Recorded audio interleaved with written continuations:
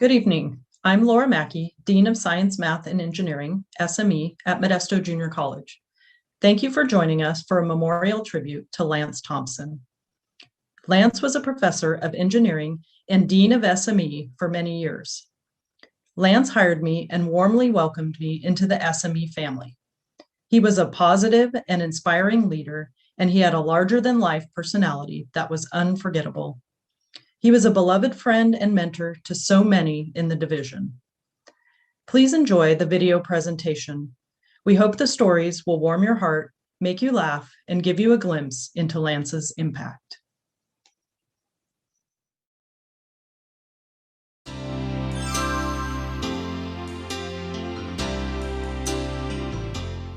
Hi, we're here today to celebrate the memory of a man who always had a twinkle in his eye. It was a perpetual twinkle, and the reason I think Lance was that twinkling guy was he loved everything he did and the people he did it with and the place that he did it. And he took just such pleasure in his interaction with faculty, with supporting faculty, with sharing tasks and inventiveness with deans. Just a delight to be around because Lance was always so delightful. And we've assembled a number of his colleagues and friends and co-workers to share their memories of Lance with you. We're doing a tribute to Lance Thompson this morning. And both Sarah and I have worked with Lance for a number of years. And so as we were thinking about what to talk about on this tribute, the first thing that came to mind for me, and it ended up about the first thing for Sarah also, Lanceisms. Things that Lance said that have stuck with us through the years. One of the infamous statements by Lance was about a number. And I like the way you related to it this morning, Sarah. Well, when Lance wanted to slide by something a little bit, a lot of times he would say that he had consulted with a number of people. And then on the side, one is a number. So he had a very humorous and fun way of approaching difficult topics. And related to that, he made the statement, it was better to ask for forgiveness than to ask for permission. And that certainly covered a number of difficult topics. And then the one that just year after year surfaced, the camel with his nose under the tent. Foreboding things are going to be in trouble if you get that camel under the tent with just his nose. The next thing you know, the whole camel's inside the tent. My name is Brian Sanders. I'm the Vice President of Instruction at Columbia College, and Lance was my dean. He was the man who hired me and he brought me in as a young faculty member to be part of the Modesto Junior College family. I'm wearing my bowler hat here as a tribute to Lance tonight because, like in life, we can replicate a little bit, we can emulate, we can never become the top hat wearing Lance Thompson. He was bigger than life. He was always a warm and welcoming leader. As a young faculty member, he made me feel welcome, but he also reached out to my wife, Debbie, and made her feel welcome. He was warm and clever. He was always irreverent, and yet at the same time, he was never disrespectful. When it came to leadership, he was unflappable. Nothing seemed to affect Lance. He could navigate through the roughest waters, and it seemed like it was no big deal to him. Mostly, Lance was a man of character. He was a charismatic leader of people. And as a leader, he was someone that we wanted to follow. Lance, thank you for the leadership that you gave us. Thank you for being our friend and mentor. And we'll miss you. Hello, Michael O'Connor, chemistry, MJC for many years. I have some unique stories about Lance. Once I came in during a summer in July, and I was getting ready for the semester, and there was no human being on campus that I could find except Lance. And Lance came up to me and he says, "Boy," he says, "I'm glad you're here. I have some really important news." And I said, "Okay, tell me, what is it?" And he said, "Well," he said, "during the summer, all of our problems have disappeared." And And I said, wow, that's really great, being a good audience. And I said, how did this happen? And he said, they've been replaced by challenges. And then after the building remodel was complete, I had an office downstairs, and they had maybe messed up the concrete work. The threshold wasn't right. It was an aluminum threshold, and it was constantly catching the door. And I was getting annoyed with it. And one day, I just happened to mention this to Lance, and Lance said, I can fix that. And I said, oh, great. Okay, fine. He said, wait right here. He was back within a few minutes, and he had a hammer. And he proceeded to get down there and beat the bejesus out of that threshold, just smashed it. He said, try the door now. Well, the door did work. And if it was the Olympics, his artistic merit, well, probably not so good, but the technical part of it, full marks. I know that you've probably heard this one before, but Maria Sheehan at one of the retirements, and it might have been Lance's, said that Lance would make an appointment. He would come over and he would talk to her. They'd sit there for 20 minutes or so and have a lovely conversation. Then he would say, well, okay, I've used enough of your time. I have to go. And he would leave. And she said that as he walked out the door, she would think, I wonder what it is I've just agreed to. Lance was, in his own way, delightful. And he was a terrific division dean, and I really admired him for his ability to handle really difficult situations and come out of them with things, everybody fairly happy. I first met Lance Thompson when he hired me as a brand new part-time biology instructor at MJC to teach an experimental course in non-majors biology on Friday evenings and Saturday during the day. Lance was always looking for opportunities to better serve our students, and I think this course was a good example of that. I remember in talking with him about why he had selected me, his answer was very clear and very interesting. He said that because this was an experiment, if it failed, that he would be under no obligation to find additional load for me as he would if he had assigned it to a full-time faculty member. And I remember thinking at the time, not only did that explanation make total sense to me, but that I was really going to like my new boss. Well, the experiment succeeded and became one of the more popular non-majors offerings at the time. And in due course, I was able to secure a full-time biology position at MJC. And I remember vividly my first faculty in-service meeting with Lance. And he was explaining some new initiative that was going on at the time. I don't recall exactly what it was, but I do remember I had some questions after that meeting was done. So I waited patiently at the end of the meeting to be able to talk to Lance, to ask him my questions. And when my turn came, I told him I was a little confused about one thing that he had mentioned during the in-service, and his response was classic Lance. He said, "So you're confused?" I said, "Yes, just a little." And he said, "Well, then my job here is done," and he walked out. Well, Lance did come and answer my questions later as he was making some rounds through the division and made sure that I had everything I needed for my students that semester. But I thought that that was a very interesting way to start a new faculty in service. Over the years, a number of my colleagues followed after Lance as Dean for Science, Math, and Engineering, and eventually I did as well. And I remember sitting in the office in the first week of taking on the new job that I came across a box of materials that Lance had left behind. And I thought that I would go through it, and as I looked through those, I was amazed among all the pencils and rulers and erasers and engineering papers that how thorough and meticulous and neat Lance's work was. And I found that was inspiring for me as a brand new dean to be able to look at what he had done before. I look back on those early years at MJC with a lot of fondness, and I can honestly say that Lance was a big part of that, and I count myself fortunate to have worked with him while I was there.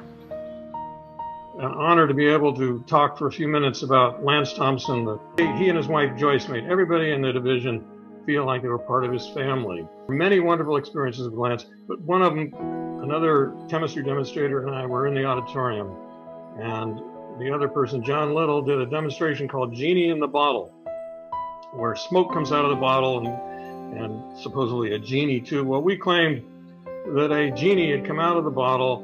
We did so and produced on the stage Lance Thompson dressed up like Abe Lincoln. And then we went out in the audience and took questions, spontaneous questions from the audience about Lincoln's life. And Lance did just a wonderful job. In fact, he was so convincing that some of the kids asked me if we had really produced Abraham Lincoln. Hello, I'm Jim Johnson, also known as the other Jim Johnson or Jim Math Johnson. It was my pleasure to know Lance since 1980 when I was hired at MJC. I believe I was the first faculty member he hired when it was his first year as Division Dean. At the end of that first year, one of my great memories of him is his great humor. At least he thought he was funny. At the end of my first year, we had gone through a really tough time getting moved here from Petaluma. We had sold our house and our car, bought a car with air conditioning, done all this thing. For a while, we owned 2 homes. Our daughter was born in September of that year. So in March, at that time, you had to, the college had to let you know by March 15th if you were going to be hired the next year. So at the end of the first year, Lance knew all that we'd been through and how happy I was to be here. And so he called me into the office one day. He said, "Come here and sit down." And I said, "What?" That's when the division office was upstairs in Founders Hall in that little bitty office that he had. And he called me and he said, "Sit down." I said, "Hi, Lance." He goes, "Well, Jim," he deadpanned, "we've really enjoyed having you with us this year." And I'm sure it was only 15 seconds, but it seemed like 15 minutes. I sat there with this panicked look on my face. And then he said, "So I told Vivian to go ahead and issue another contract to you." It was just really difficult and so funny. It was typical Lance saying something humorous like that. One of my other memories was that I was on the committee that hired a replacement for him his second time. He was Division Dean 2 different times. The second time, I was on that committee. Modesto Johnson was the chair of that committee as another dean. And so one day after one of our meetings, she and I were sharing stories about Lance, and she talked about how Lance would talk you out of things and you didn't really know that what he had gotten when he left. And she said, every time Lance Thompson is in this office, when he leaves, I check my purse to see what he got, because he obviously must have gotten something that I really didn't know about. He also used to talk about his experiences in industry. And one of the things he talked about one time about hiring, when I was on a hiring committee with him, he said when he was on a hiring committee for his company, the company he worked for as an engineer, they would, if they didn't want anybody who smoked to be hired.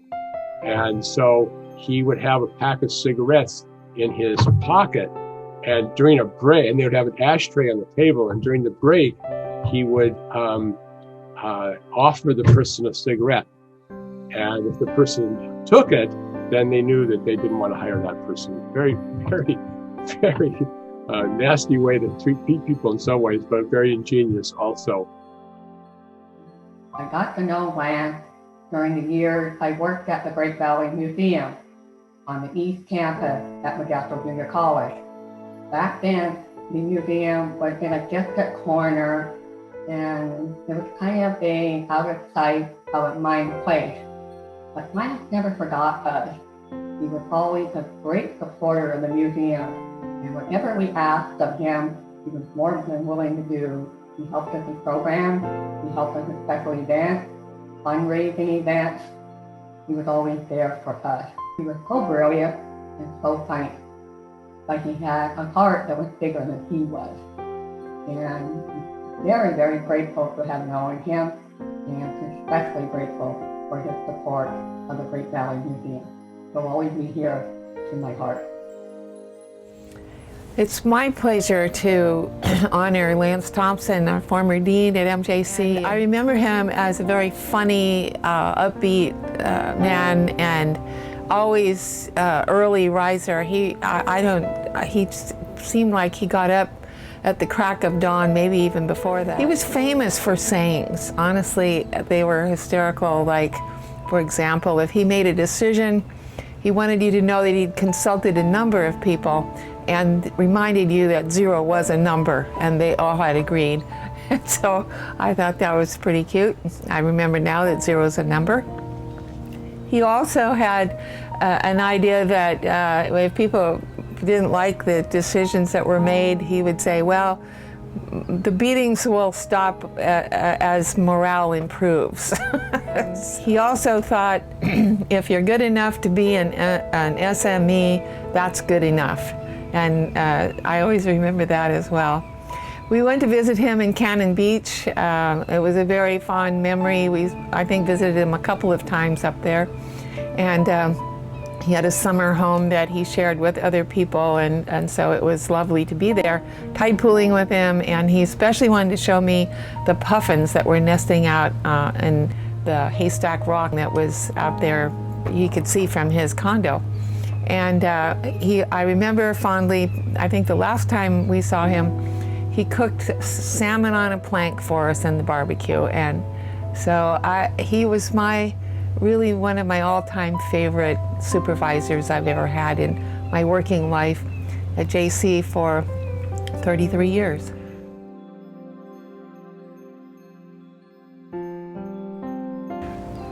Well, I told Joyce that Lance was a great man among us, but behind every great man, we all know, is a great woman. And that woman has to dance backwards, sometimes while pregnant, and that would be Joyce.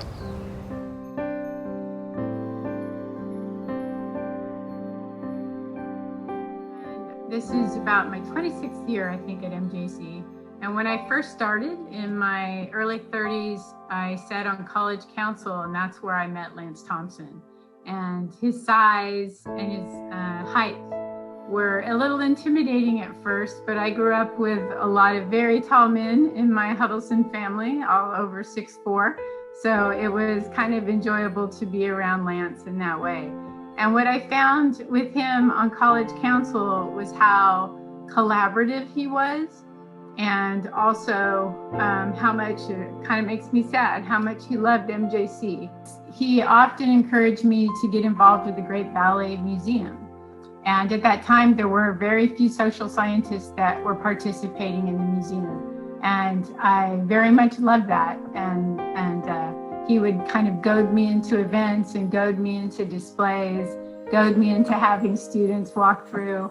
And I very much felt at home then working with the sciences. And I think we've missed that in the last 10 years or so. I miss that collegiality that people like Lance encouraged.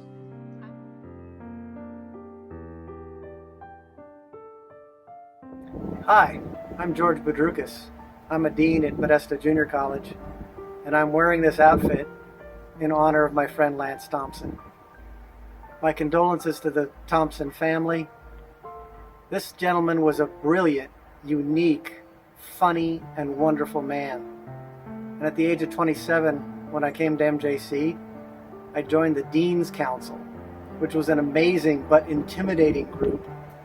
And all I can remember is Lance using levity and a well-thrown idea in the middle of the table on various occasions that really brought the meeting to life. As a young administrator, he was a great influence on me. He was a great example. Words of encouragement, a morale boost when I most needed it. These were the things that epitomized Lance Thompson. So, a tip of the top hat to Lance. May he rest in peace. And as we say in the Greek culture, may his memory be eternal. That was Lance Thompson, the man with the perpetual twinkle. He's a man whose memory we all share.